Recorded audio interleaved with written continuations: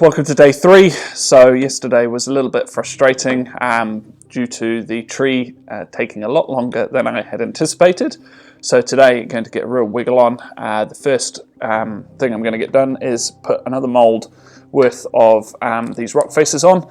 They turned out really cool, so needing lots more for this paddleboard and the second one. So I've got plenty to work with and don't have to slow down because we run out. And then it's about getting this board starting to look more natural. So getting some of these rock faces up on the cliffs that are over there.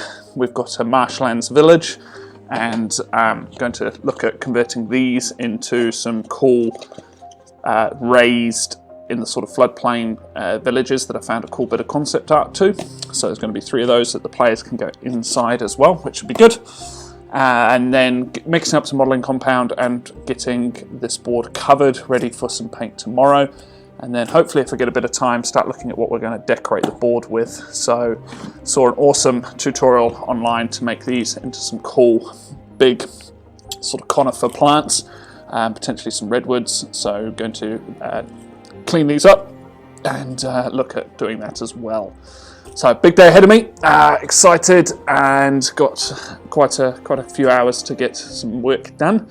So let's jump to it. The best thing about taking the time to make these moulds and making them 5 to 6 layers thick is giving them the durability to be reused, and they are going to get some use. So throughout the build I plan on making sure they always have some plaster in them setting to give me a constant supply of rocks.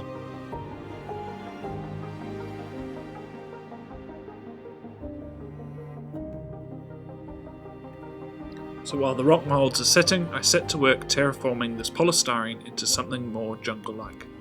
I started by carving out some of the polystyrene to create a more undulating and natural landscape, and making some room for some of the trees and the foliage to embed them more naturally within the board. I simply use a craft knife to hack away at it, and when I am happy with the layout, I set them in place using a hot glue gun. A note on safety: make sure you're always cutting away from yourself, and ensure when hot gluing onto polystyrene you are in a well ventilated space, or wear a mask to protect you from any toxic fumes. Right, little bit of a drama. I've had to do some quick DIY work because I thought I really want this down because I don't know how I can blend it in, making it really authentic. So I luckily managed to very carefully, with 0 damage, manage to pry the top half off, which was really useful, and that makes it all sort of one height. And the idea was that everything gets glued down and secured really nicely, and it'll be able to fit through a door frame is the idea. So it's not too thick, and then I can just magnetize. I think there's some holes here which are going to be good to magnetize the top half on to make it look really impressive. So I'm pretty happy where this is all at now, so I'm just going to glue this main body down, and then we'll focus on the rock walls and getting them all set up so they can dry with a bit of liquid nails. Awesome. Right, now I'm on to the rock walls.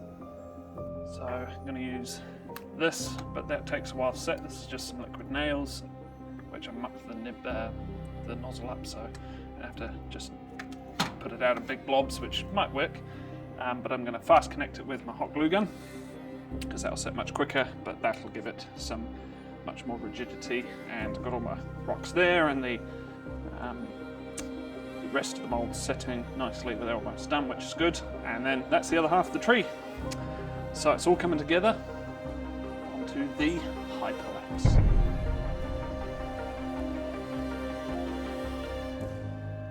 Before I kicked into attempting the jigsaw puzzle that is piecing together the rock wall, I made some more pieces. I find a hammer is surprisingly good at creating and breaking up, in a random and natural and realistic way, more rocks from the larger sheets that I made. Then begins the painstaking process of fitting all these pieces together. This was oddly cathartic and therapeutic in a way, and extremely frustrating and annoying at the same time. As I will mention shortly, with hindsight being 2020, If I was to do this again, I would have definitely removed the polystyrene that made up the cliffs, secured the rock pieces to this separately, as I could have used and held these cliffs at different angles that would have allowed the rock pieces to glue without resisting gravity.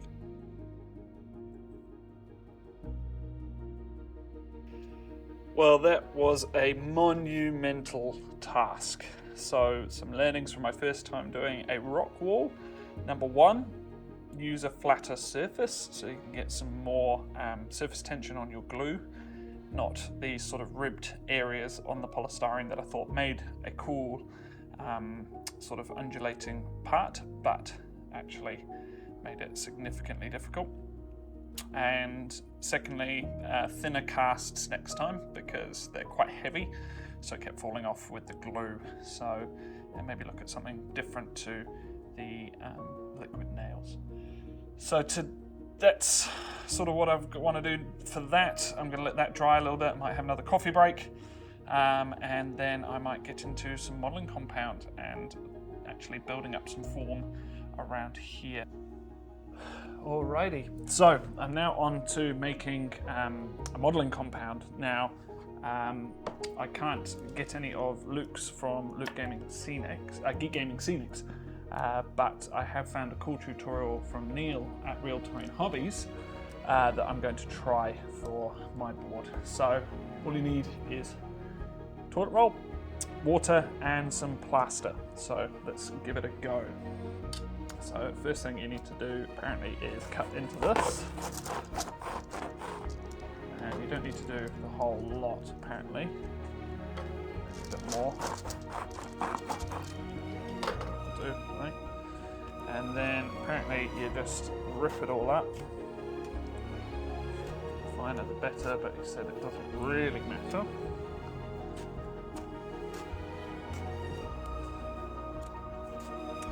And then you add it into some water. Now, I've not got a massive container here, so it's probably better to trial it first, isn't it? Let's do things properly. Okay, so there we go. So let's try maybe a bit more. Yeah, let's not make too much. Let's get more in there.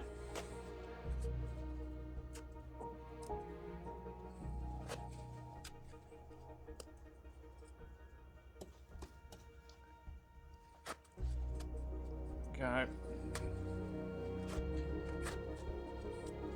Apparently, you add water.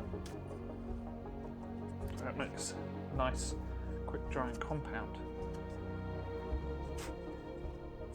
I'm going to trial it on the back cave of the board that I've quickly fleshed out over here,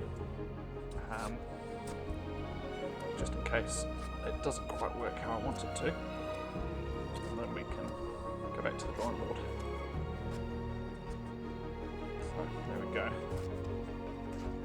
So the key apparently is to add the water first, not the plaster. Add the plaster second.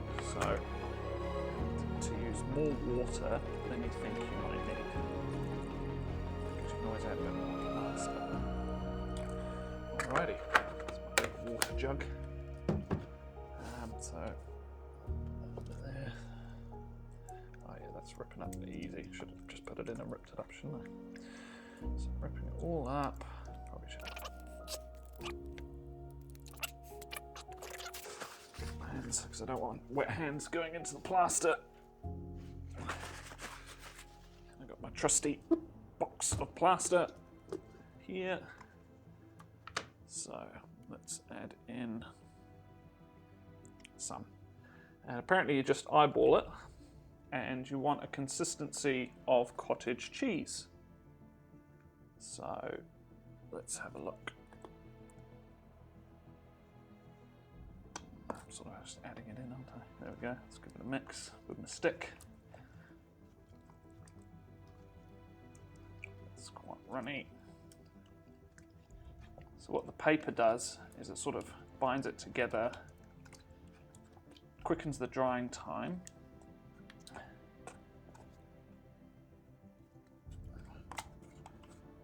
Lost my stick. Let's get that out of there. And a top tip is to use baking paper, contact paper I think it's called.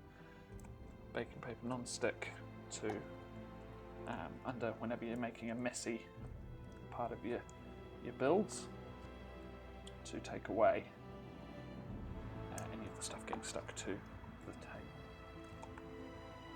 Keep adding that in. Getting there. Get a little bit more.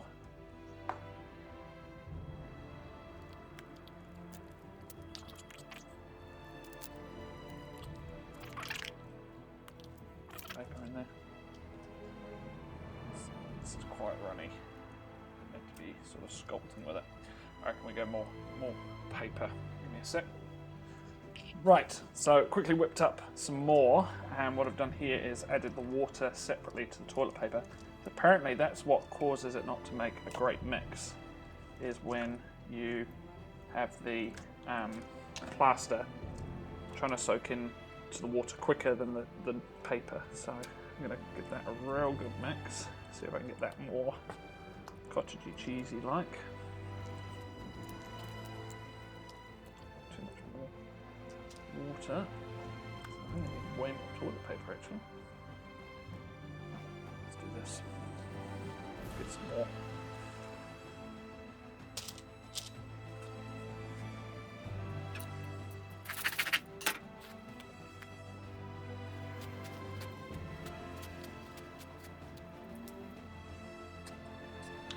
So, there we go. Learning number one. Make sure you do enough toilet paper to begin with, or don't add too much water like I think I did. Might add one more thing of plaster. A bit more of a drying time.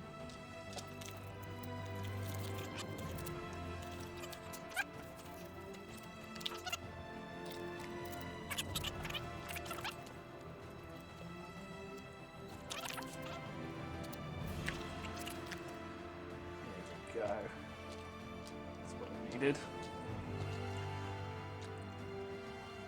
Now, the more plaster you add, the heavier it is, and the quicker.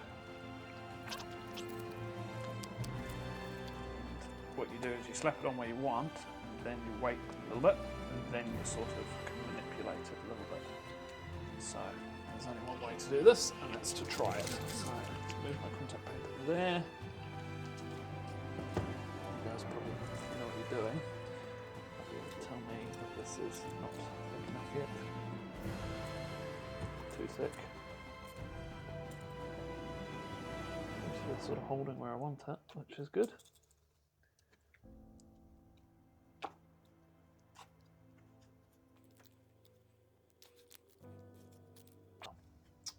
Off camera, I heard a nice big thud, so it looks like some of my rocks. Yep, nice big one has fallen off, so I might use a bit of this to sort of act as a paste to really secure that on.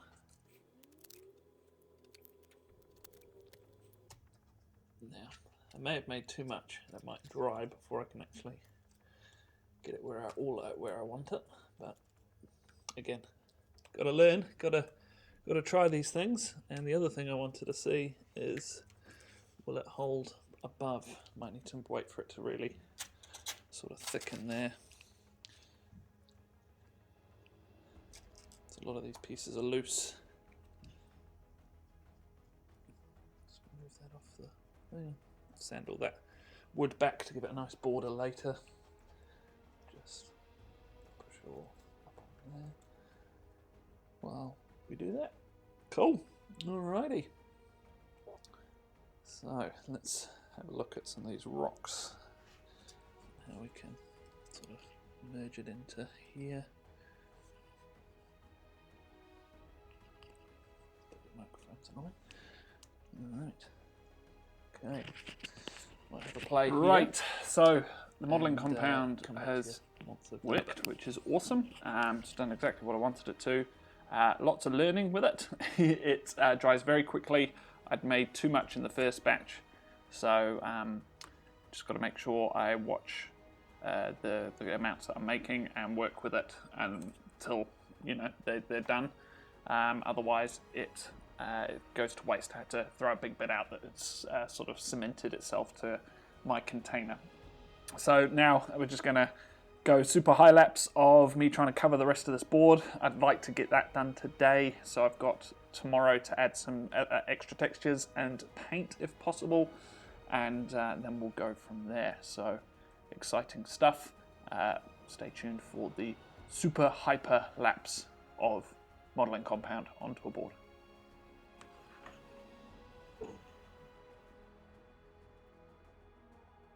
Starting by mixing a much smaller batch, I go about trying to cover the entire board. As you can see from some of these amazing shots on my backside, it was really hard to get into some of the undersides of the cliff and get the modelling compound where it needed to go and to stick there. This definitely highlighted that being able to remove the cliffs, get them all textured up first, and then put them back onto the board and blend them in with more compound would have been significantly easier. Finally, I found the best way to use this stuff is to put it on and let it start to set. Then you can go back with a wet hand or sculpting tool, or as you can see here, an old paintbrush and a cup of water, to go back in and give it some shape and push the setting compound where you want it to go, smooth it out with the water reactivating it to some degree, allowing far better coverage. Oh, end of day 3. Lots done. Got all the modelling compound down on about 2/3-ish of the board. A lot of work on here. Huge learnings for doing rocks. I think taking on a undercut like this was a pretty big ask for the first time ever. Casting your own rock faces and then adhering them to polystyrene. I saw a tip. I think it was on either Real Terrain Hobbies or Geek Gaming Scenics, where they use cocktail sticks and they put them in the molds, so you've got something to stick into the polystyrene to help hold it. Should have done something like that. So it was a bit of a nightmare, them falling off and putting them back on. Getting the modelling compound to the right consistency.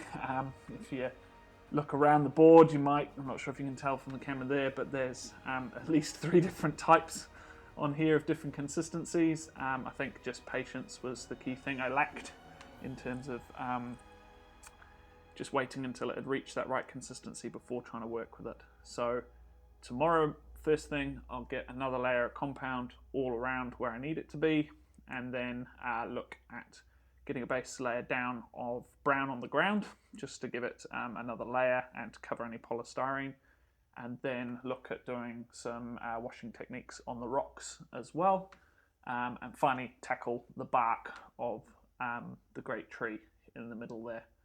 But all in all, really happy with how it's coming along. I think it's pretty epic, and the students are going to absolutely fizz when they see it.